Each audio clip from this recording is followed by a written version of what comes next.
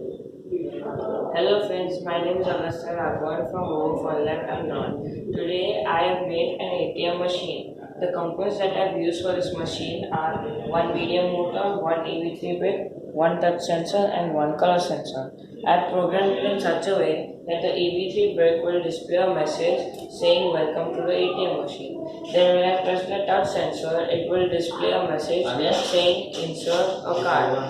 Then when I show one of these color cards, then it will display the amount of rupees in the form of a red cube.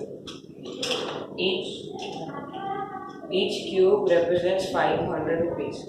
Now let me give you a demo.